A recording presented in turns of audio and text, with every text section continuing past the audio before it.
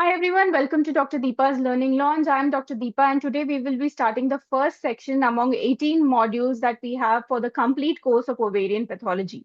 So in this section, we will look at what is normal. We will look at the development of the ovary and then oversee the entire embryology.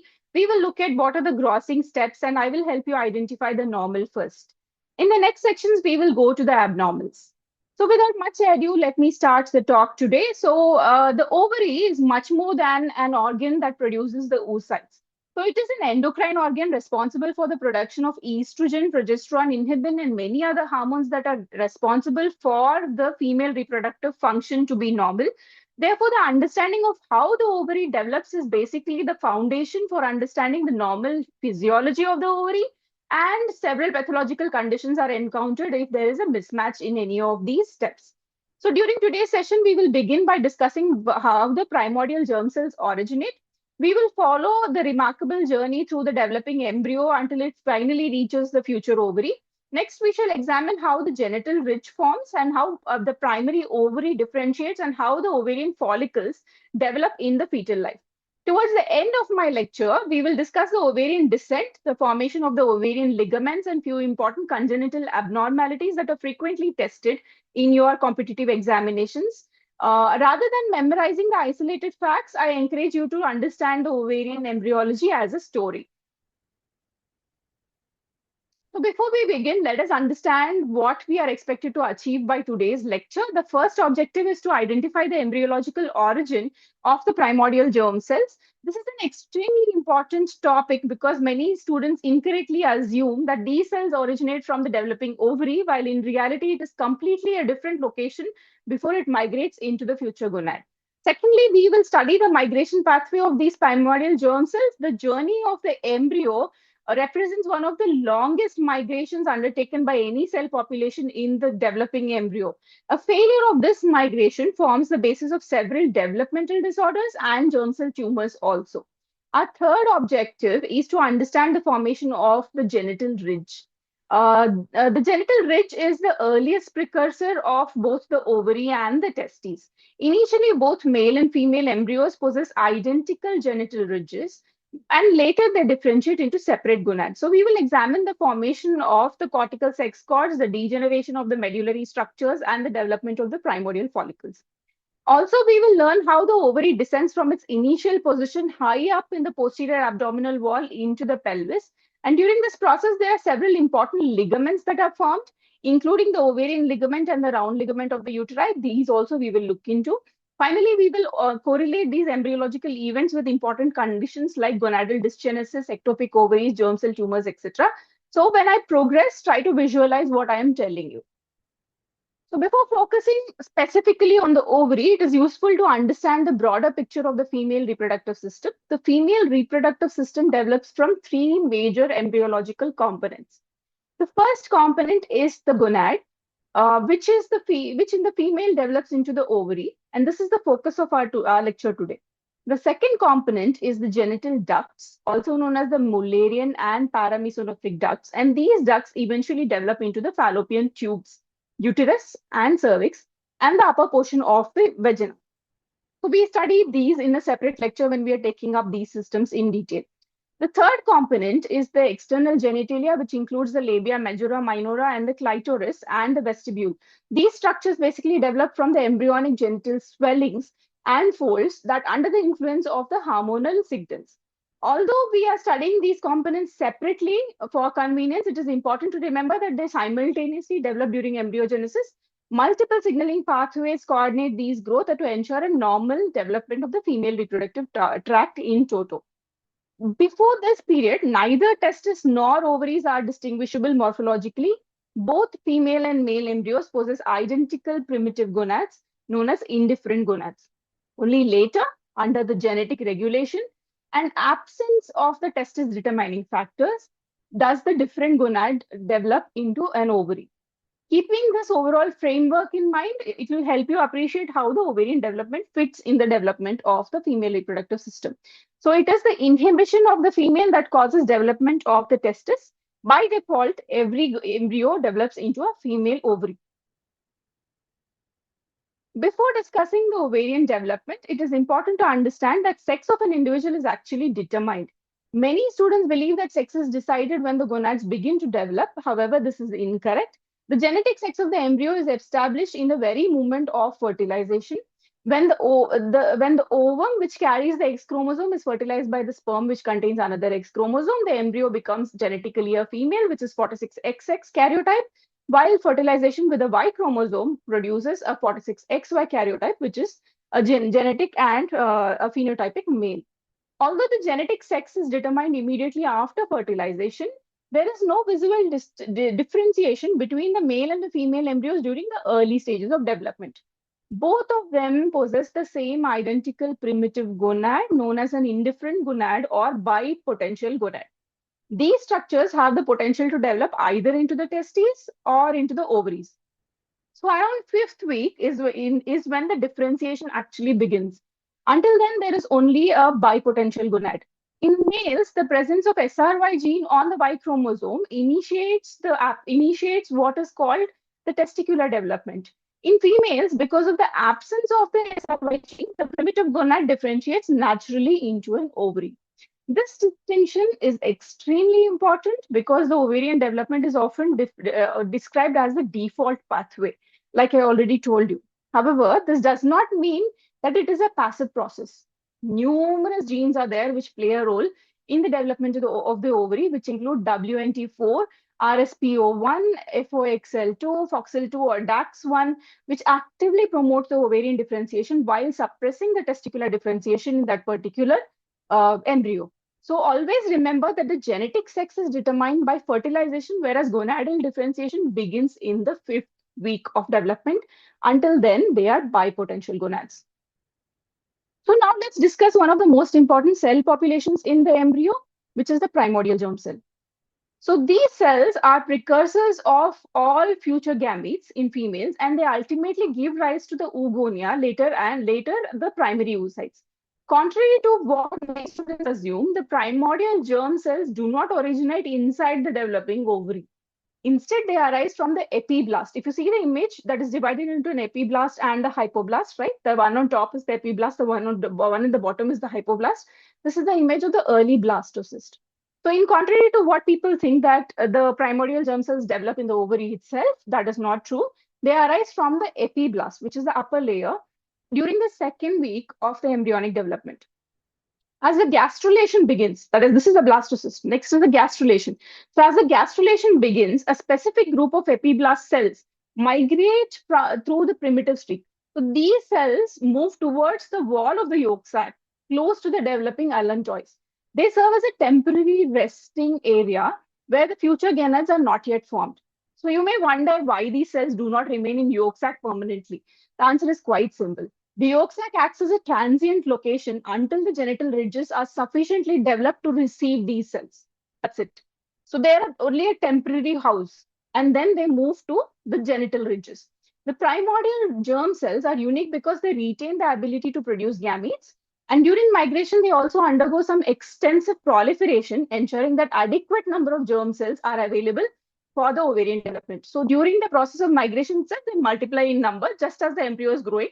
The number of germ cells also are increasing before they reach the final destination. Failure of proper formation or survival of the primordial germ cells can result in streak gonads, infertility, or disorders of sexual development. So the entire steps are very important. So always remember primordial germ cells arise from the epiblast and not from the ovarian surface epithelium. So after reaching the wall of the yolk sac, which is the temporary holding area, the primordial germ cells remain there temporarily, and the next task is to migrate to the future gonad. So the future gonad migration is one of the longest and most remarkable journeys in embryology of the ovary. And as the ovary undergoes folding, the primordial germ cells become incorporated into the wall of the developing hindgut. So from there, they migrate to the dorsal mesentery towards the genital ridges on either side of the dorsal body wall. This migration is highly regulated. It is not a very simple process that it just goes by default there. This is not a random movement. There are multiple signaling molecules which are guiding these cells towards the genital ridge. There are growth factors, there are adhesion proteins that are guiding these cells towards the final destination. The chemotactic signals that are done by these signaling molecules, they ensure that they travel in the correct direction and survive through the entire journey. So once they arrive at the genital ridge, these cells begin rapid mitotic proliferation. This population will later differentiate into oogonia in the fetal life. Understanding this migration has a significant clinical relevance. How the primordial germ cells, when they fail to reach the genital ridge, ovarian development becomes severely compromised. Some germ cells may get arrested along the migratory pathway, giving rise to an extragonadal germ cell tumor. So that is the reason, that is the background for development of an extragonadal germ cell tumor. And these tumors are, as you already know, they are in the migration pathway. So these extragonadal germ cell tumors are encountered in mediastinum, retroperitoneum, pineal region, and sacrococcygeal area. That is actually the migration pathway of these cells till they reach the genital ridge. So to remember the pathway, think of the journey as epiblast to primitive streak, to yolk sac, to hindgut, to dorsal mesentery, to final destination, which is the genital ridge. So that is the entire journey. Let me repeat that. It is from epiblast to the primitive streak, from the primitive streak to the yolk sac, from the yolk sac to the hindgut, then to the dorsal mesentery area, and finally to the genital ridge area. So this sequence will help you understand why the germ cell gonadal germ cells are found in this area as a tumor if found in later life. So while the primordial germ cells are migrating, another important structure that is continuously developing at the same time is the development of the genital ridge, which is developing to receive these germ cells, isn't it? So the genital ridge is the earliest recognizable precursor of the gonad. It appears around fifth week of the embryonic life, and the development in the is in the medial aspect of the mesonephros, which is the temporary embryonic kidney area. The genital ridge develops through the combined proliferation of two tissues. First is the coelomic epithelium, covering the posterior abdominal wall, which becomes thickened. And the second is the underlying mesenchymal cells that proliferate extensively. So together, both these tissue produce a longitudinal elevation, which is called the genital ridge. Initially, the genital ridge looks identical in both male and female embryos. At this stage, it is referred to as an indifferent gonad or a bipotential gonad because it has the capacity to develop either into the ovary or as the testes. As the migration of the primitive germ cells enters the genital ridge, they become incorporated into this primitive gonadal tissue, and their arrival is essential for the development of the gonad. So without these cells which have sat in the primitive genital ridge, there is no development of testis or the ovary. I hope you understood what I'm saying. So it is important anatomical relationship to remember that the genital ridge develops medial to the mesonephros. So the mesonephros is lateral and the genital ridge is medial to the mesonephros. This relationship is commonly tested in some examinations also. So you should appreciate that the development of urinary and reproductive systems are very closely linked because both are developing from the intermediate mesoderm. And this explains why there are congenital abnormalities of the urinary tract that often are associated with developmental anomalies of the reproductive system. So that is the key point why I'm telling you. For every slide, I'm telling you why it's important and how is it pathologically relevant. The next part, we will examine how indifferent gonads begin to differentiate into the ovary. So now that we have understood that the development of the primordial germ cells and their entire migratory pathway, so let's see what happens at the final destination. So approximately after the fifth week, that is during the sixth week of the embryonic development, the primordial germ cells arrive at the genital ridges. The arrival marks the major milestone in the gonadal development because these cells are indispensable for formation of the functional ovary. In fact, the primordial germ cells if they fail to reach the genital ridge, the gonad cannot develop normally, and they remain as a streak gonad with no differentiation. On the inside of the genital ridge, the primordial germ cells begin to proliferate rapidly by mitosis. This increase in cell number is very crucial because female fetus needs to establish a large pool of germ cells and oogonia because there is, for every ovulatory cycle, there are nearly 20 ova which mature and finally one becomes the secondary follicle and releases the oogonia. So they continue dividing during fetal life until they eventually enter a meiosis and become primary oocytes. Okay. It is important to appreciate that the genital ridge alone cannot form the ovary. That is another important point. The surrounding somatic cells also produce a structural framework, but it is the primordial germ cells that give rise to the ovary in the reproductive function. Thus, the ovary development is a coordinated interaction between the migrating germ cells that are coming from the from up above, the surrounding mesenchymal and the epithelial cells that are there. Another point worthy remembering is that the germ cell migration is highly regulated. I already told you that. Molecular signals such as the stem cell factor and c-KIT receptor help these cells survive and migrate successfully. Mutations of these particular pathways impair the ovarian development and may contribute towards infertility. That is why I'm telling you that these are regulated. So any c-KIT receptor issue or stem cell factor issue can result in infertility. It is always good to remember that the primordial germ cells are prerequisite for the gonadal development. And at this stage now, the germ cells have entered the gonad, and the gonad itself is not distinctly acquired the female appearance, but it remains as an indifferent gonad with two recognizable regions, which is the cortex and the medulla. So this is the picture in the 6th week. The next step is the ovarian development that depends on the fate of these two regions. So we will take that next.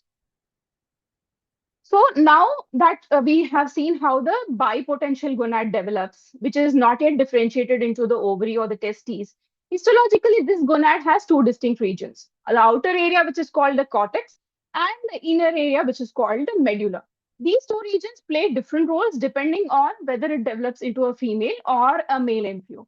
In male embryo, the medulla becomes a dominant component, which gives rise to seminiferous tubules, and the cortex generally regresses. In contrast, in the female embryo, the opposite occurs. The cortex becomes the active region and forms the ovarian follicles, while the medulla regresses and has only some blood vessels and stroma remaining.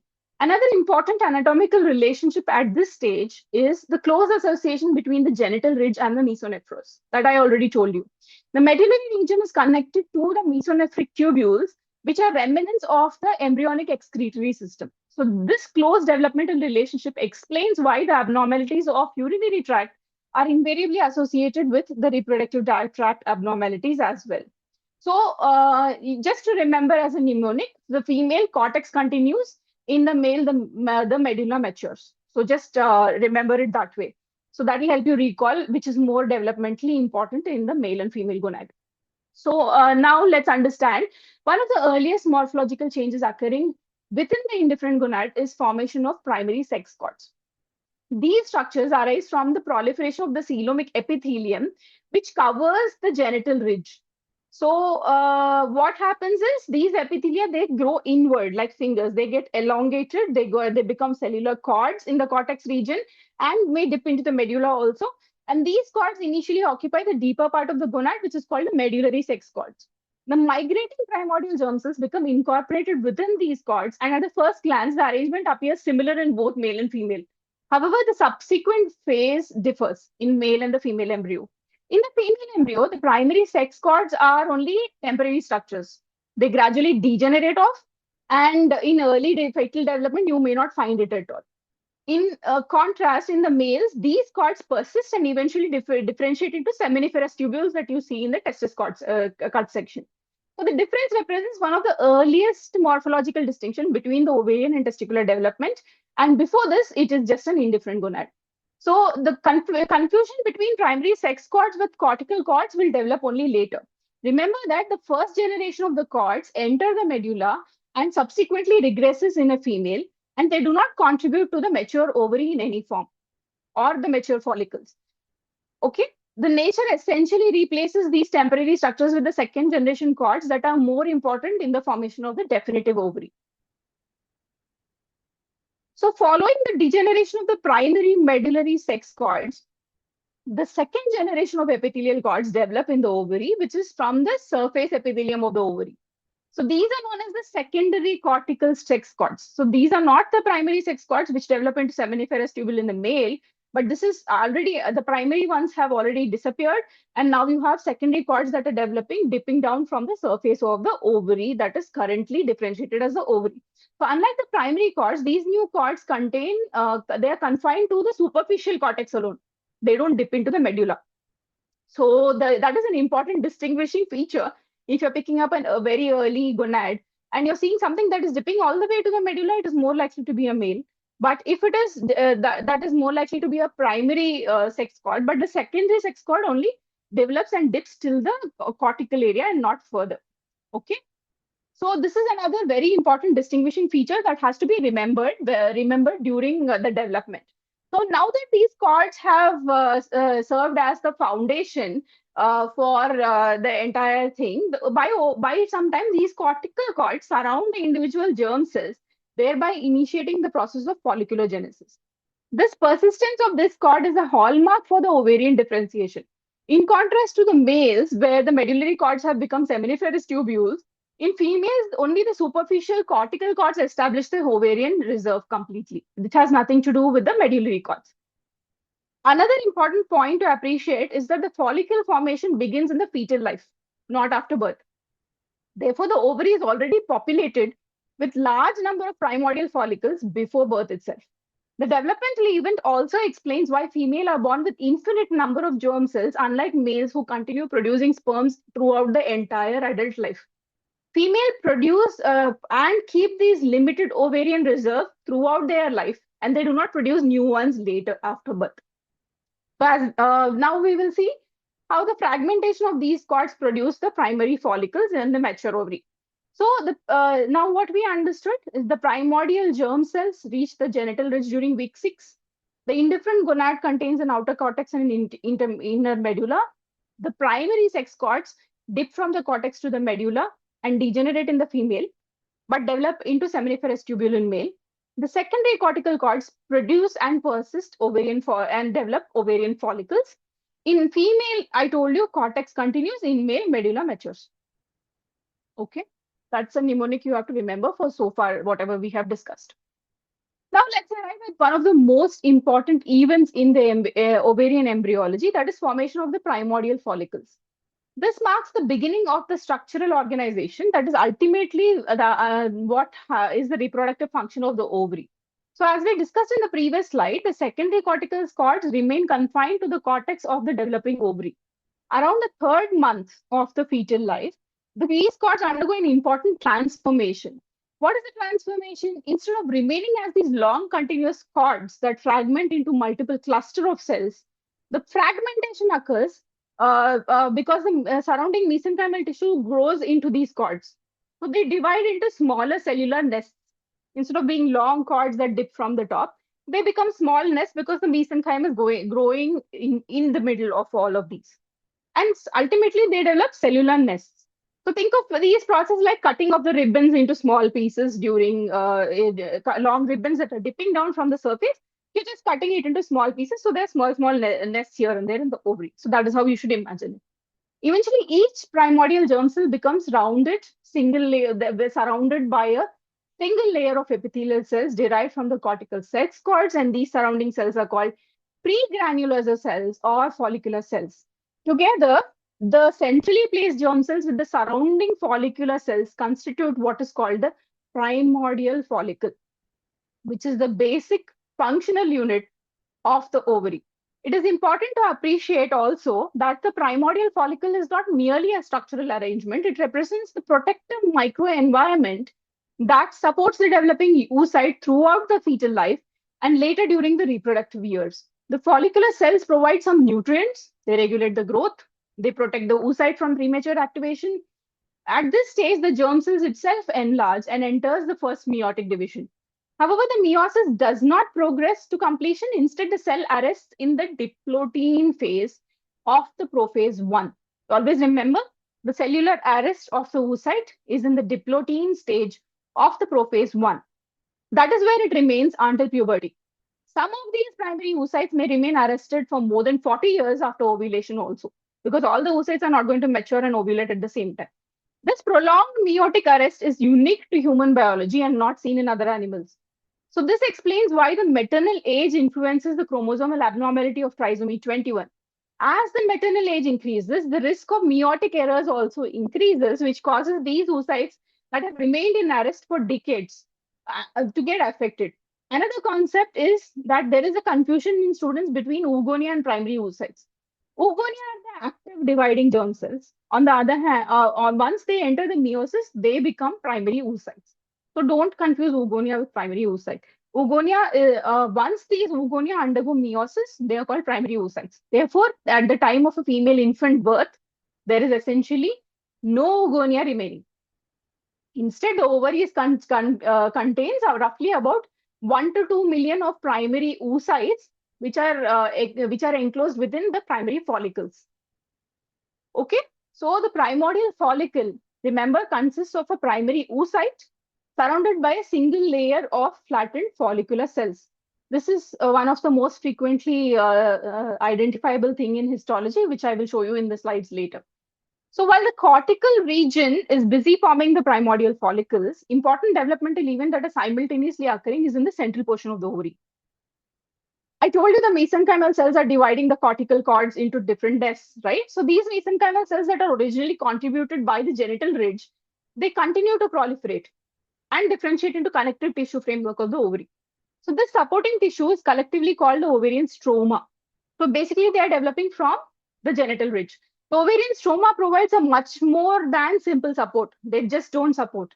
They provide fibroblasts, they provide collagen fibers, they develop into blood vessels. They are the lymphatics of the ovary. They are the nerves of the ovary. And in essential, they are the most important thing, maintaining the ovarian function and the rest of the ovary that has developed from the cortex.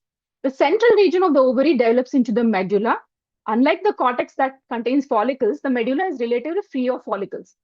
Instead, it is a rich, loose connective tissue that contains numerous blood vessels that are traversing. It has lymphatics, it has neurons, autonomic nerves.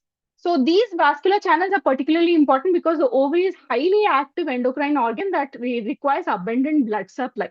Any of the endocrine organs are richly supplied with blood. There is no doubt about it. Some mesenchymal cells may also differentiate into interstitial glands. Although these cells are relatively inconspicuous in humans compared to the animal species, they do contribute to steroid hormone production in the fetal life. Another important point to remember here is that the cortex and medulla have different functions. The cortex is the reproductive portion because it houses the ovarian follicles, while the medulla serves as the vascular and supportive compartment. Clinically, this distinction has a practical importance. Most benign ovarian cysts and epithelial ovarian tumors arise in the cortical region, whereas the medulla is more commonly involved in vascular and stromal tumors. That is the reason why I'm explaining to you that embryology is very, very important before we touch base on the ovarian tumors. So as I already told you, the ovarian cysts and epithelial tumor origin are there mostly in the cortex area, while the ones that are vascular lesions and the stromal tumors are invariably seen in the medullary area. Remember that the ovarian follicles are confined almost entirely to the cortex, whereas the medulla contains blood vessels, nerves, lymphatics, and connective tissue. Okay. So let's move on. Now let's discuss the outer covering of the ovary, which is historically has been the source of considerable confusion. The surface of the developing ovary becomes covered by simple cuboidal epithelium that is derived from the coelomic epithelium. And traditionally, this layer has been called as the germinal epithelium. The term germinal epithelium is actually a misnomer. Early embryologists believed that the surface epithelium itself generated the germ cells throughout life, but modern embryological research has conclusively shown that this is not true. So as we discussed earlier, the primordial germ cells originate from the epiblast and migrate through the yolk sac, dorsal mesentery, and finally colonize in the genital ridge. And it is not like it was that was the cause of confusion. Initially, it was thought that the surface epithelium develops everything. Therefore, the ovarian surface epithelium does not produce oocytes and does not produce the primordial germ cells. Be very clear about it. Why then is it still called germinal epithelium? The answer is just historical, and there it has no meaning to it. The terminology has just persisted, and the interpretation was actually incorrect previously. Although it does not generate the germ cells, the ovarian surface epithelium has a clinical significance too. This epithelium is the origin of major epithelial tumors, including the serous, mucinous, endometrioid, and clear cell carcinomas, which we will discuss in the successive modules. Consequently, the understanding of the embryological origin helps us explain how the pathogenesis of these neoplasms is. Another thing the students also should remember that the ovarian surface is continuous with the peritoneum and the mesothelium. Understood? So that is why advanced epithelial ovarian cancers often spread extensively throughout the peritoneal cavity. Nothing in pathology has no basis. Everything in pathology is meaningful when you understand the anatomy, the embryology, and the development of the organ. So that is why, like I told you, the ovarian surface epithelium is in continuity with the peritoneal cavity. That is why the epithelial tumors very nicely disseminate in the peritoneal cavity. Am I clear? So another important thing is that the ovarian surface epithelium is also called, does not give rise to germ cells.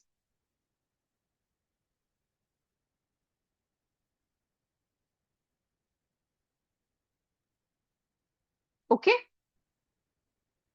just a second. My camera is not working. I'll just check why.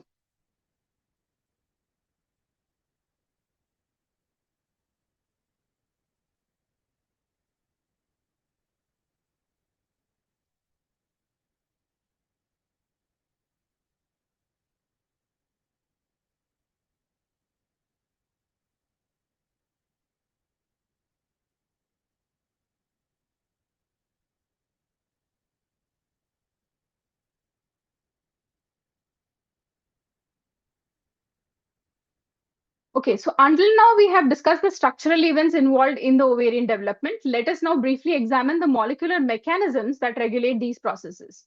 Unlike the testicular development, the ovarian development does not occur simply because the SRY gene is absent. Instead, the ovarian differentiation is active and genetically regulated process involving several signaling pathways. One of the most important genetic genes is the WNT4. The signaling molecule promotes the ovarian differentiation while simultaneously suppressing the testicular development. I told you it does not just promote ovary, it also suppresses the testicular development. This WNT4 is an important signal. So another important molecule is, I already told you, it's the RSPO1, which enhances the WNT signaling. The mutations of RSPO1 have been associated with disorders of sexual development and abnormal ovarian differentiation. So that is another important thing that you have to remember. And the third is the transcription factor, which is FOXL2, that plays a critical role in maintaining ovarian identity throughout the life. Interestingly, even in adults, the loss of the FOXL2 expression can cause granular cells to acquire a characteristic resembling the Sertoli cells of the testes. That is why some of the tumors do resemble the male counterpart. So that is because of the loss of the FOXL2 expression. So this demonstrates that the maintenance of the ovarian identity requires continuous genetic regulation throughout life. Another gene is the DAX1 that contributes to the ovarian development by antagonizing the testicular differentiation. Together, these entire set of genes establish the ovarian development while preventing the activation of the male pathway. Although detailed molecular genetics have not always been emphasized in our teaching, understanding these pathways will give you an insight on the disorders of sexual development, which is a very key important thing in practice, which you can encounter during your pathology years also. So the key message is ovarian development is not simply a default pathway. It is an extremely regulated developmental program that is orchestrated by multiple genes that promote ovarian differentiation and inhibit the testicular development. Okay. So far, whatever we discussed, I just wanted to summarize so that you don't forget. The secondary cortical sex cords fragment to form the primary follicles. They are just broken down by the mesenchyme. The primordial follicle consists of the primary oocyte surrounded by a single layer of flattened follicular cells. Mesenchyme forms the ovarian stroma, medulla, and interstitial cells. The germinal epithelium does not produce the germ cells, although it is called the germinal epithelium. It's a misnomer. The WNT4, RSPO1, FOXL2, and DAX1 are essential regulators of ovarian differentiation, and you can't afford to forget these transition signals. Okay, then until now, we have focused primarily on the formation of the ovary itself. However, it is important to also appreciate that the genital ridge does not simply disappear once its work is done. So the different portions of the genital ridge contribute to several supporting structures of the female reproductive system. So it does not just disappear or attrition. To understand better, imagine dividing the genital ridge into three areas: the upper portion, the middle portion, and the lower portion. Okay. The middle portion is the easiest to remember because it develops into the ovary itself. This is where the primordial germ cells settle and the cortical sex cords develop and ovarian follicles are formed. That is the middle section. The upper portion of the genital ridge gives rise to the suspensory ligament of the ovary that is holding the ovary in place. This ligament later anchors the ovary to the lateral pelvic wall and also serves as a pathway for the ovarian vessels and lymphatics to enter the ovary, right? So that is the upper portion of the genital ridge. The lower portion of the genital ridge contributes to the development of the gubernaculum. This gubernaculum is important as it's a fibromuscular band that plays a key role in ovarian descent during fetal life from where it was into the pelvis. So that is the importance of gubernaculum. Therefore, instead of thinking the genital ridge as something that only forms the ovary, it's better to consider it as an embryological foundation of the ovary and several supporting systems of the ovary. So this helps us understand that the ovary is eventually positioned within the pelvis and how the supporting systems develop. So it's easy to remember that the upper part develops into the suspensory ligament that's holding the ovary. The middle part develops forms the ovary itself, and the lower part is the gubernaculum that is pulling the ovary downwards into the pelvis. Okay, so that is a very easy thing to remember about the genital ridge. One of the most interesting structures again involved in the ovarian descent is the gubernaculum. I already told you it's the lower part of the genital ridge. The gubernaculum is a fibromuscular connective tissue band that develops from the inferior portion of the genital ridge. Initially, it extends from the lower pole of the developing ovary and gets into the future labioscrotal swelling. As the development progresses, another important event occurs here. The paired paramesonephric ducts that were around this fuse in the midline. Now, during the development of the ovary, the paired paramesonephric ducts that were there on either side fuse into the midline as the developing uterus, which is in the middle, and you have the ovaries on the either side. During this process, if the gubernaculum becomes attached to the lateral aspect, gubernaculum becomes attached to the lateral aspect of the developing uterus also.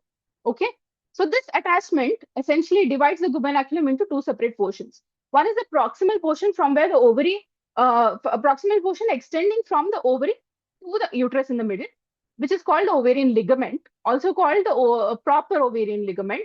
And there is a distal portion which extends from the uterus through the inguinal canal into the labia majora, which becomes a round ligament of the uterus. So both the round ligament of the uterus and the ovarian ligament are both developing from the gubernaculum itself and from nowhere else. So both these ligaments originate from a single embryological structure, which is the gubernaculum, which you have to remember. And usually these ligaments are having a common origin only. So once you know that both of them arise from the common gubernaculum, remembering their anatomy becomes very much easier. Okay, so the ovarian ligament and the round ligament of the uterus are both derivatives of gubernaculum itself. Then let's understand the descent of the ovary. This is a very important event. Initially, the ovary develops in the posterior abdominal wall, in close relation to the mesonephros. As the development ended at this stage, the ovaries would remain in the upper abdomen. However, this is not their final position. They have to be well in the pelvis below, right? So as the fetus continues, the traction of the gubernaculum gradually pulls the ovary downward into the pelvis. The descent is relatively modest compared to the dramatic descent of the testes in the males. It is relatively modest. It doesn't go outside the abdomen into this like in males. But there are several contributing factors that help the ovarian descent. Nothing happens just like that. The differential growth of the embryo, there is an enlargement of the abdominal cavity, and there is a development of the uterus in the center, right, from the paramesonephros. So then the uterus develops, there is a mechanical pull of the gubernaculum that is simultaneously occurring that plays some important roles. So the ovaries come to lie on somewhere in the lateral wall of the true pelvis within the ovarian fossa. That is where it ends up. So their final position allows an efficient capture of the ovulated oocyte from the fimbrial end of the uterine tube or the fallopian tube. So it is positioned strategically in a way that once the ova are released, the fimbrial end hold the ova and they suck it in, right? So that is how it is strategically positioned. So unlike the testes, the ovaries do not pass through the inguinal canal. They remain in the pelvic cavity throughout life. Failure of this normal ovarian descent again results in an ectopic ovary that can be anywhere in this entire pathway. Although uncommon, ectopic ovaries may be discovered incidentally in surgery when you're finding that only one ovary is lying right next to the uteri. Okay, so testis descends into scrotum and ovary lies in the pelvis. All right. So now let's summarize the ligamentous support of the ovary. The first ligament is the ovarian ligament, which I already told you extends from the ovary to the uterus. So this is the proximal remnant of the gubernaculum that serves as the anchor for the ovary to the uterus.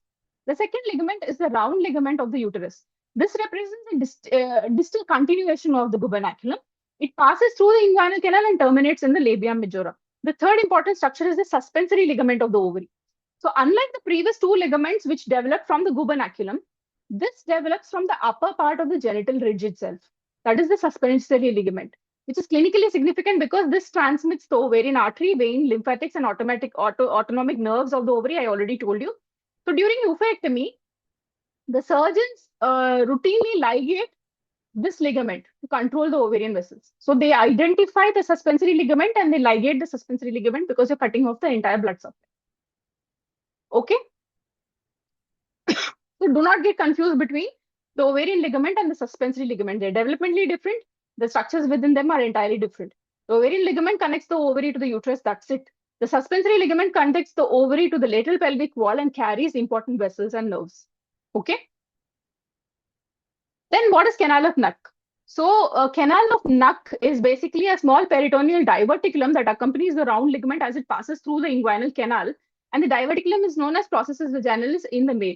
The corresponding structure in female is called the canal of Nuck. Under normal circumstances, the peritoneal pouch undergoes a complete obliteration before the birth. But once it's obliterated, it leaves no communication between the peritoneal cavity and the inguinal canal. So if the obliteration fails, the canal of Nuck will persist. So this persistent canal creates a potential pathway through which the abdominal contents may herniate into the inguinal canal or even to the level of the labia majora itself. So in addition, fluid may also accumulate within these canal of Nuck remnants, producing a hydrocele of the canal of Nuck. So although this condition is extremely rare, it should be considered that in females, there may be presentation of a painless inguinal swelling, which can be a persistent canal of Nuck. Okay. So what are the high yield points till now? The upper genital ridge develops into, the upper area of the genital ridge develops into the suspensory ligament of the ovary. The middle area develops into the ovary proper. The lower genital ridge area develops into the gubernaculum, which is pulling the ovary down. The gubernaculum forms two important ligaments. One is the ovarian ligament and the round ligament of uterus.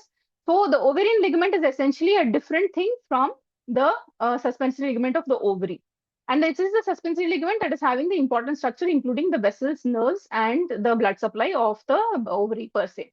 The ovary descends only into the pelvis and not below it. Canal of Nuck is the female equivalent to processus vaginalis. Persistence of canal of Nuck may lead to somewhat inguinal hernia, and there can be a developmental delay also. There can be some developmental abnormalities. The next is the congenital abnormalities in ovarian development. Now that we understood that normal embryological development of the ovary is understood, now important thing is to discuss when there is a mistake in the development. In the sense of what are the congenital abnormalities in the ovary? Because that is a significant cause of a patient who may present with primary amenorrhea, infertility, pelvic pain, or maybe even an incidental finding during imaging or surgery. One of the most important abnormalities is a gonadal dysgenesis. In these conditions, the gonads fail to develop completely, and that is because of a defect in the migration of the primordial germ cells and an abnormal genes that plays an important role in this development. So instead of developing into functional ovaries, these gonads remain as streaked ovaries, which only has fibrous streaks. Okay, a classical example of a patient having streaked ovaries would be Turner syndrome, right? So in Turner syndrome, where the ovaries are replaced by streaked gonads, this is the reason. These patients usually have short stature, primary amenorrhea, delayed puberty, infertility, and that is because ovary failed to produce estrogen. And even secondary sexual characters don't develop, or they're poorly developed. Okay. Another developmental abnormalities that we already looked into was ectopic ovary, where the ovary fails to descend normally and remains in the abdominal position. It can remain anywhere between the abdominal upper abdomen in the posterior wall near the kidney to along the pelvic till the pelvic brim. Until its final position. So although it is uncommon, ectopic ovaries may be associated with some urinary tract abnormalities because that is modifying the entire anatomy of the urinary tract also, because there's a close relationship between the urinary and reproductive organ. So now that we told you all of this, now you understand why I was talking to you that the first session will be embryology, because all of these have a very important thing during pathology. Also, you'll have to understand embryology. So the difference, there can be a sexual development disorder even when there are mutations involving the WNT4, the ROS-PO1, the FOXL2, which can disrupt the ovarian development in a normal female. Okay, that's the reason why we were looking at it in so much of detail. So the knowledge of the embryology is also essential for surgeons, because during pelvic surgery, understanding the ovarian development and the ligament that they have to ligate is also very, very important. So Let's look at the timeline so far that we have discussed. So one of the easiest pathways to revise an ovarian embryology is organizing it into timely events. So in the second week, you have primordial germ cells that originate from the epiblast. Then during gastrulation, these cells migrate through the primitive stick and subsequently reach the wall of the yolk sac. Around fifth week, the genital ridges develop into the medial mesonephros. By about sixth week, the primordial germ cells arrive at the genital ridge and begin rapid mitotic proliferation. And in the following weeks, the indifferentiated gonad develops cortical and medullary regions. And the primary sex cords initially form that dip down completely to the medulla. By third month of fetal life, the secondary cortical cords develop, which fragment into primordial follicles, which form the ovarian reserve. Finally, throughout fetal development, the ovary gradually descends from its posterior abdominal wall to its final position in the pelvis with the help of the guidance of gubernaculum. So if you remember the sequence, you already know the embryology, okay?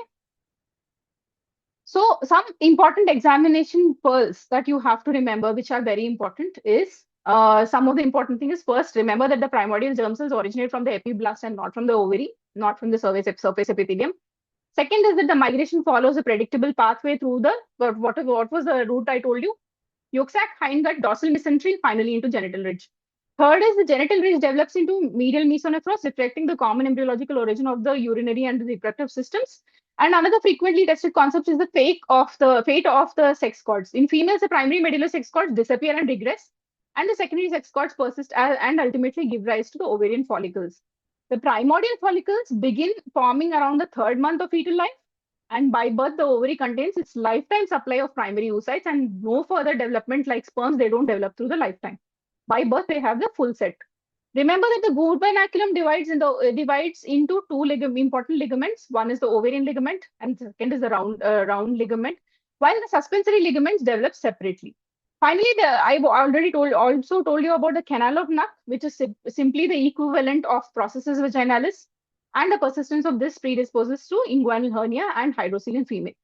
So if you master these points, you already know what is the clinical perspective that is attached to this entire embryology, okay?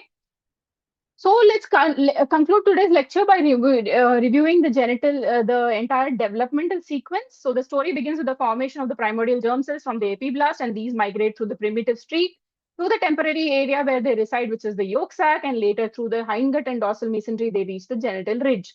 The genital ridge develops to form a thickened coelomic, which is actually developed from the thickened coelomic epithelium and the underlying mesenchyme on the medial aspect of the mesonephros. Initially, they form into an indifferent gonad composed of an outer cortex and an inner medulla. The primary sex cords form first, but they regress in the female. They develop into seminiferous tubule in the male. The secondary sex cords subsequently develop from the surface epithelium, which are broken down by the mesenchymal cells, and they form cellular nests. At about the same time, the mesenchyme also forms the ovarian stroma, medulla, connective tissue, and the vascular framework. The upper part of the genital ridge contributes to the suspensory ligament of the ovary. The lower part forms the gubernaculum. The middle portion forms the ovarian proper. The gubernaculum later divides into the ovarian ligament and the round ligament of the uterus, guiding the ovary for its final destination into the pelvis. So finally, remember that the normal ovarian development depends on the precise coordination between the cell migration, genetic regulation of the transcription factors that I told you, tissue differentiation, and fetal growth. So all of these play together to produce a fantastic organ, which is the ovary. Disruption of any of these steps will cause a pathological feature, which can be a congenital abnormality, infertility, sexual development disorder, or a tumor per se. And you even understand where the tumor metastasis is on the basis of where it develops from, that I already told you in detail. So now let's look at the images. So this is the gross image of the ovary. So you're able to see the two ovary and the central uterus. This is how you get a total abdominal hysterectomy with bilateral salpingo-oophorectomy specimen. So you're able to see along the anterior margin, there is broad ligament which has the mesovarium. The middle pole is the ipsilateral uterine cornu. So the laterality basically in hysterectomy or bilateral salpingo-oophorectomy is established on the basis of the uterovarian ligament, which connects the ovary to the ipsilateral uterine cornu, and it is situated in the posterolateral and inferior and has inferiorly an attachment of the fallopian tube. So when you place that in the posterolateral aspect, you know that is the laterality. Which one is right, which one is left. If you're not able to make out, look at the uterovarian ligament, which should be in the posterolateral aspect. Okay. When you cut it, this is actually a Stephen Leventhal syndrome, PMOS, in which you are able to see multiple cystic follicles. So usually you section it this way when you're looking at a salpingo-oophorectomy. This is the fallopian tube. And if you're seeing some external excrescences or a trouble area, you take multiple sections in this area also. So serial sectioning through the long axis is how you grossly dissect.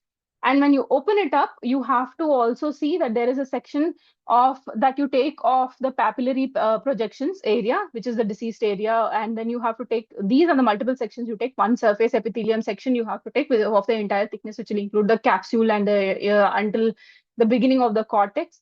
You have to take one section of the fallopian tube entry or any tumor area.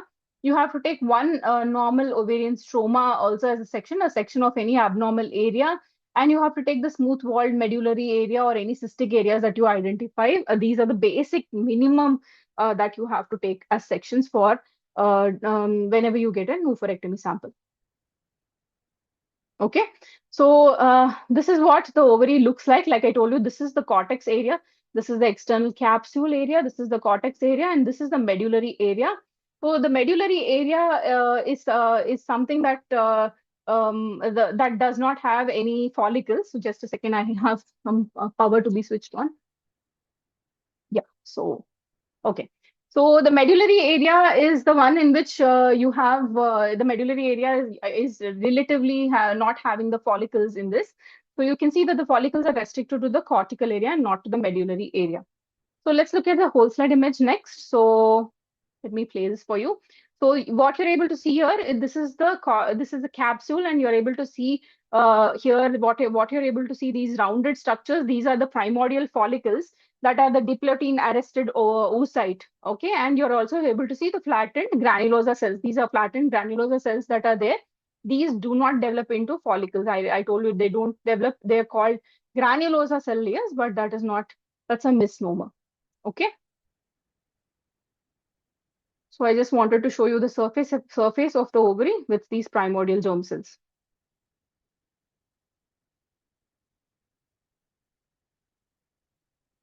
So this is again another cortical section. So what you're able to see when you're zooming in, this is the medulla area, which is vascular, and this is the cortex area. So you can see a very clear differentiation. The medulla area looks vascular and relatively free from the follicles, and this is the cortex area where you're having different developmental stages of the follicles. This is a secondary follicle where you have the entire structure of the secondary follicle. This is an atretic follicle that has just given out the oocyte.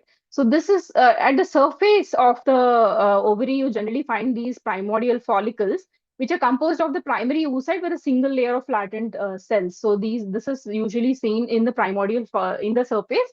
Then these are the primordial follicles.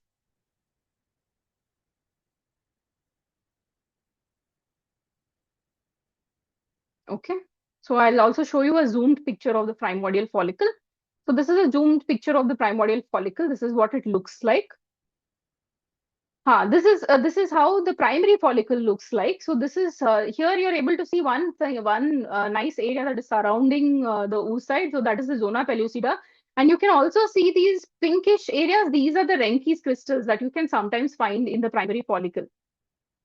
This is the secondary follicle. The primary follicle will continue to develop into a secondary follicle. So now these are situated deeper in the ovarian cortex. They are not on the superficial areas like where you find the primordial germ cells. So these are relatively in a deeper area only. You will be able to see the secondary follicle. So you have the zona granulosa that proliferate. So you have the follicular antrum. This is fluid-filled follicular antrum. And this mount-like thing that is there below the developing oocyte, this is the cumulus oophorus, okay, cumulus oophorus. And you have theca externa surrounding this area and the theca interna right here, okay. And these surrounding cells that are there around the oocyte, these are called as corona radiata, okay. So I'll just zoom it further for you to appreciate. So you're able to see the zona granulosa that continues to proliferate. There is this fluid-filled space that is developed inside. okay, which is these spaces actually develop as small pockets first, and then ultimately they fuse to become a big antrum. Then you have the cumulus oophorus, which is surrounding these oocytes. Surrounding the oocyte, this is the nucleus. You have cumulus oophorus here. There is theca interna here and the theca externa there. Okay, so these are the layers. And this I said it was the cumulus oophorus. So this is the secondary oocyte. Okay, the cells of the theca internal have a typical steroid secreting function and they produce estrogen and androstenedione. And in the ovary, these steroid secreting cells are described as luteinized cells. And the follicular hormones promote the proliferation of the endometrium for its readiness to accept the fertilized ovum. So it does not function only for the ovary, it has all other functions also. Okay. The theca interna also secretes a small amount of intrafollicular FSH, which inhibits inhibin. This is a close-up image of the ovum and the cumulus oophorus here and the corona radiata around it. So this is the medullary area, which is relatively follicle-free. So you can see there are vascular structures large and stromal cells around here. Next, I'll show you the corpus luteum of menstruation. So following ovulation, when the secondary oocyte is released, then what remains is a bloody center inside the and collapsed cells. So what was a secondary follicle now becomes a corpus luteum of menstruation.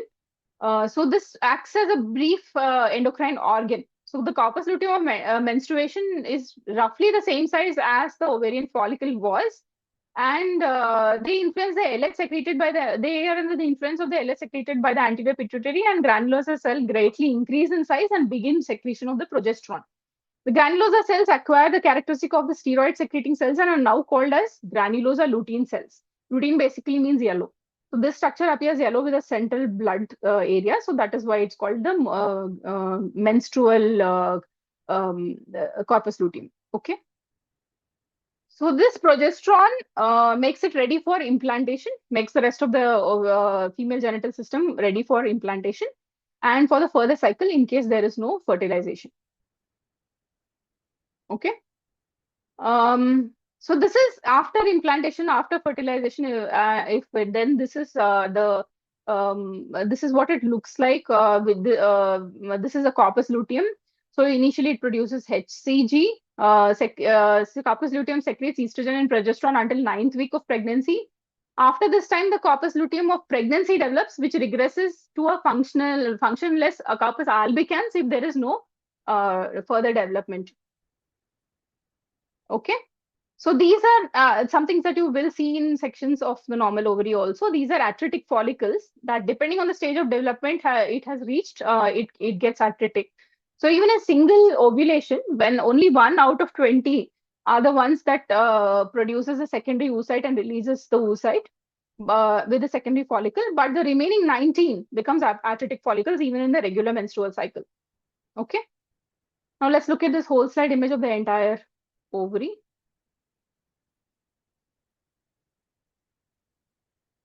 So see, you are able to differentiate the cortex from the medulla here. And now let's look at the surface epithelium first. I'll just zoom that in. So in the surface epithelium, you're able to see surface is mostly occupied by the primordial follicles, and little inside is the primary follicle. These are the primordial follicles. That's the capsule. These are the primordial follicles here. That one is the primary follicle. You'll be able to see one more.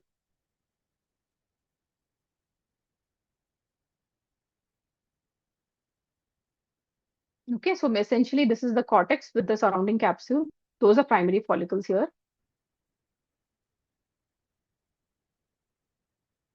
What is the pointer showing is the primordial follicle. These are the primary follicles. This is some medullary area. Now let's look for the secondary follicle. Okay, there's one here.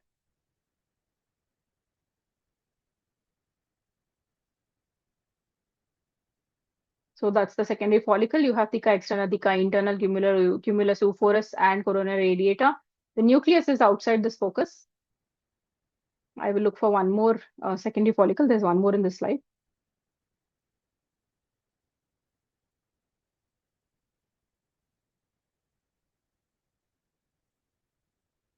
That's another secondary follicle. So this is a very beautiful secondary follicle. I showed you the screenshot of this earlier. So you have theca externa, theca interna, the follicular antrum, cumulus oophorus, corona radiata, the ovum with the nucleus in the same field. Such a beautiful thing to look at.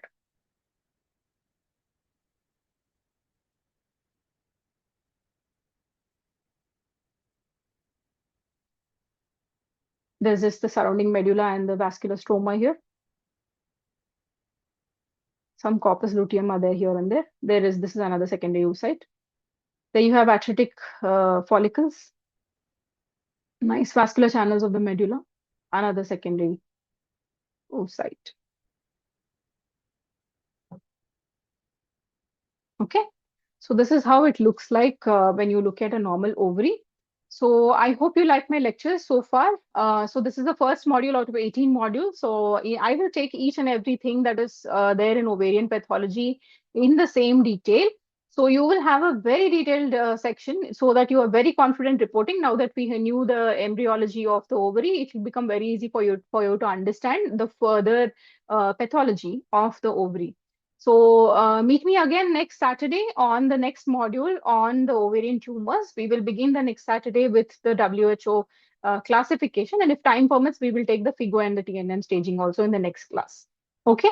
So this is Dr. Deepa signing off today. Bye-bye for today and all the best. Please go through the entire section of histology and embryology for further remembrance. And stay tuned to www.drdeepaslearninglaunch.com for further such educational videos. Bye-bye.